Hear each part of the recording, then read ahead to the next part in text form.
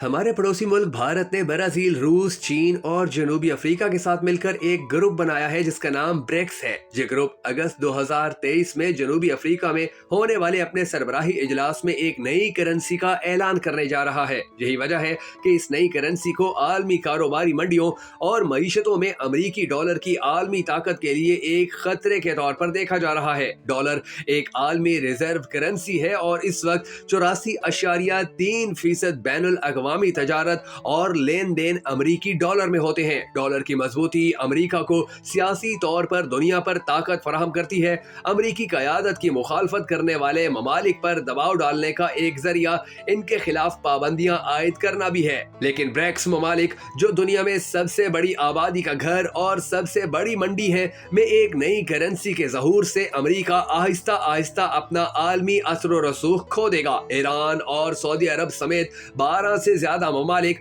अब आलमी मईशतों के इस ब्रिक्स नामी ग्रुप में शामिल होने के लिए बातचीत कर रहे हैं। मजीद ममालिक की शमूलियत के बाद ये ग्रुप ब्रिक्स प्लस बन जाएगा। अब भी ब्रिक्स ममालिक का मुश्तरका इक्तसादी वजन तमाम G7 ममालिक से ज्यादा है। ब्रिक्स की नई करेंसी के आने और रुकन ममालिक में तजारत से रूस, ईरान और दीगर ममालिक के खिलाफ अमरीकी पाबंदियां गैर मौसर हो जाएगी। मगरबी ममालिक पाकिस्तान जैसी कमजोर रियासतों पर दबाव डाल रहे हैं जो मगरबी इमदाद और कर्जों पर इन्हसार करते हैं कि वो ब्रिक्स में शामिल ना हो। IMF डील में ताखीर, डील को पाकिस्तान के अंदरूनी सियासत से जोड़ना, पाकिस्तान के अंदर मुसलसल सियासी अदम इस्तेहकाम और पाकिस्तान के खिलाफ मगरबी ममालिक में मीडिया की मुहिम और एहतजाज इस दबाव का हिस्सा है। भारत और चीन एक दूसरे के हरीफ हैं, लेकिन वो दोनों ब्रिक्स में शामिल हैं क्योंकि वो दोनों अमरीकी डॉलर के तसल्लुत से आजादी चाहते हैं। लेकिन पाकिस्तान डॉलर के बगैर नहीं रह सकता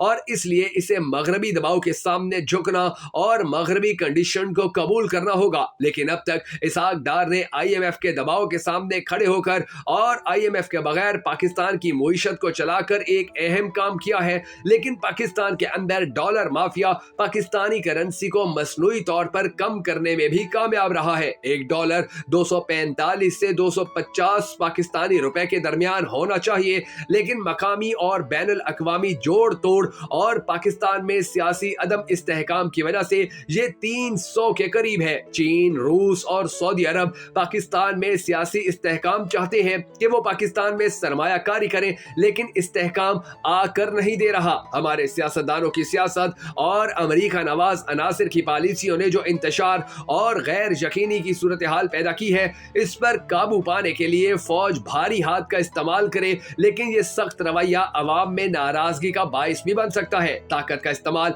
मसले का कभी भी हल नहीं होता।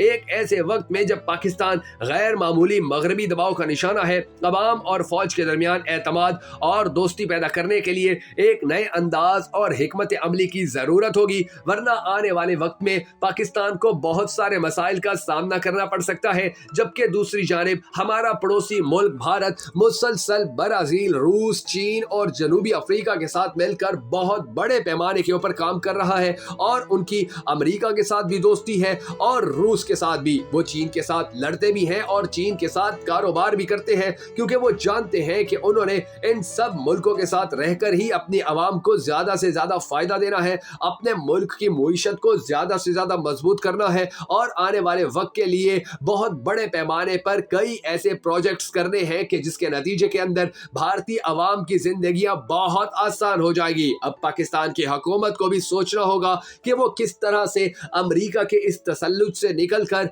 उन ममालिक के साथ खड़ा होता है कि जो मुल्क पाकिस्तान के साथ बड़े अच्छे तरीके से चल सकते हैं, जिनके साथ तजारत के मुकाबले और दूसरी चीजों के अंदर पाकिस्तान फवायद उठा सकता है, या जिनके साथ खड़ा होने के नतीजे के अंदर कम अज कम पाकिस्तान के मसाइल खत्म हो सकते हैं।